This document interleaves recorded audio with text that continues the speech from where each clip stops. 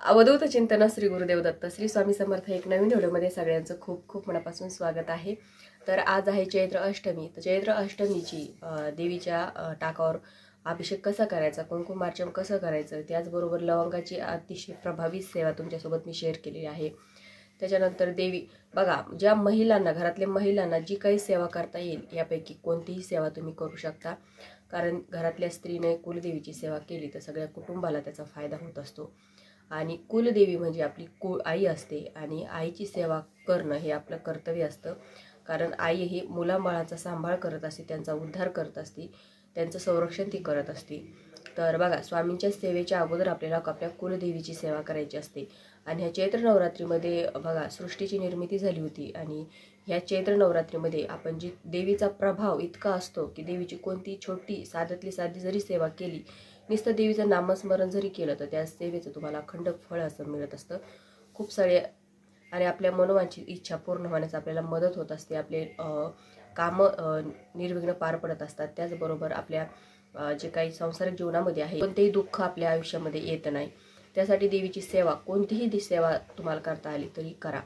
तर आज काय करायचं आहे तुम्हाला बघा, घरातल्या महिलेनी आपल्या घरामध्ये जर होत असेल तुम्हाला तर दुर्गा सप्तशीचा पाठ नक्की आज वाचा। जर तुम्हाला चैत्र नवरात्रीमध्ये देवीची सेवा काहीच नाही झाली तर कमीत कमी आजच्या दिवशी का होईना देवीचा पाठ नक्की वाचा।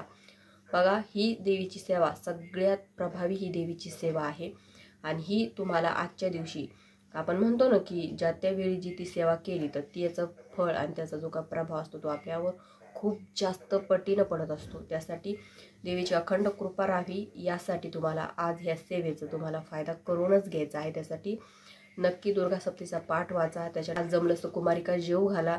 त्याच्यानंतर देवीची आज ओटी भरण्याला सुद्धा अधिक महत्त्व आहे, कारण आपल्या घरामध्ये विवाहित स्त्रीने जर ओटी देवीची भरली तर त्या घरामध्ये संतान प्राप्ती होते। त्याच्यानंतर त्या घरामधले मुलाबाळांचा उद्धार होत असतो, मुलाबाळावर कोणतेही दुःख येत नाही, संकट येत नाही आणि संतान वृद्धी होते। आपण म्हणतो ना की त्याच्यामुळे ती देवीची काही जी सेवा आहे, देवीची काही ओटी आहे ती जर तुम्ही आज भरली आणि ज्या महिलांना मुलबाळ होत नाहीये, म्हणजे खूप प्रयत्न करूनही त्यांचं जे काही त्यांना होत नाहीये, तर त्या महिलेने आज अष्टमीच्या दिवशी आपल्या जी काही कोणची कुलदेवी असेल त्या कुलदेवीची आवर्जून ओटी भरा। जर मुख्य स्थानी जाऊन ओटी भरता आली तर अतिशय उत्तम, नसेल तर आपल्या देवघरामध्ये देवीचा फोटो टाक असतो तिथे तुम्ही देवीची ओटी भरा।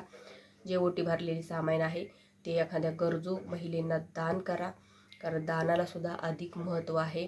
आज जमलं तर अन्नदान करण्याचा प्रयत्न करा। त्याच्यानंतर देवीची जास्तीत जास्त सेवा करा। आपल्या घरामध्ये जास्तीत जास्त सकारात्मकता राहावी, निगेटिव्हिटी घरातली सगळी निघून जावी। त्यासाठी आपल्या घरामध्ये कोणतीही वाईट बाधा, कोणतीही वाईट नजर आपल्या घरामध्ये येऊ नये, लक्ष्मी आपल्या घरातून बाहेर जावी। त्यासाठी घराच्या दरवाजावर हळदीचं लेपन करा। आज अष्टमी आहे त्यामुळे, कारण आजचा दिवस अतिशय महत्त्वाचा आहे हे सगळे उपाय सेवा करण्यासाठी, आजचा आणि उद्याचा दिवस। तर आज अष्टमी असल्यामुळे आपल्याला 64 योगिनी यंत्र मुख्य दरवाजावर तुमच्या लावायचं आहे। मुख्य दरवाजा स्वच्छ पुसून घ्यायचा आहे। हळदीचं लेपन आणि 64 योगिनी यंत्र हे तुम्हाला आज तुमच्या दरवाजावर लावायचं आहे। त्याची पण आपण माहिती सांगितलीच आहे। त्याच्यानंतर आज एक मेन काम करायचं आहे बघा, ह्या उपायानं तुमच्या घरामध्ये आर्थिक संकट येणार नाही, आर्थिक परिस्थिती तुमची इतकी मजबूत होईल की तुमच्यावर कधीच आयुष्यामध्ये तुम्हाला पैसा कमी पडणार नाही, पैशाला पैसा जोडून लागेल, तर अखंड लक्ष्मी प्राप्त होईल। तर काय करायचं आहे, आज सायंकाळच्या वेळेस तुम्हाला तुपाचा दिवा घ्यायचा आहे, पंती घेऊ शकता किंवा निरंजनी काही जे असेल ते, शुद्ध गाईचं तूप टाकायचं, एक दिवा घ्यायचा त्याच्यात शुद्ध गाईचं तूप टाकायचं। त्याच्यानंतर त्याच्यात 2 जोड वात टाकायचे, म्हणजे एका वातीची 2 वातीची एक वात करून त्याच्यात टाकायची। त्या दिव्यामध्ये थोडेसे तांदूळ टाकायचे आणि तो दिवा पूर्व दिशेला, आपल्या घराच्या जो काही घरामध्ये जी काही पूर्व दिशा आहे त्या पूर्व दिशेला तोंड करून तो दिवा लावायचा आहे आणि लक्ष्मीला प्रार्थना करायची आहे। तुमच्या जर घरामध्ये आर्थिक संकट असेल, काही कर्ज असेल आणि ते फिटत नाहीये, पैसा घरात टिकून राहत नाहीये, तर महालक्ष्मीला तुम्ही प्रार्थना करायची आणि असा तो दिवा लावायचा, जेणेकरून तुमचे आर्थिक जे काही संकट असतील ते सगळे दूर होण्यास मदत होते ह्या उपायानं।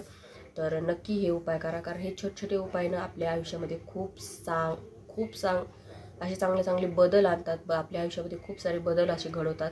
म्हणजे न होणारे चमत्कारसुद्धा आपल्या आयुष्यामध्ये आपल्याला होतात ह्या अशा उपायाने. त्यासाठी हे उपाय आपल्या घरामध्ये वारंवार करत राहायचं, जेणेकरून जे काही दुःख, जे काही संकट आहेत त्या संकटाची झळ आपल्याला थोडीशीच लागते. त्यासाठी आपल्याला हे उपाय आजच्या दिवशी तरी करायचे आहेतच.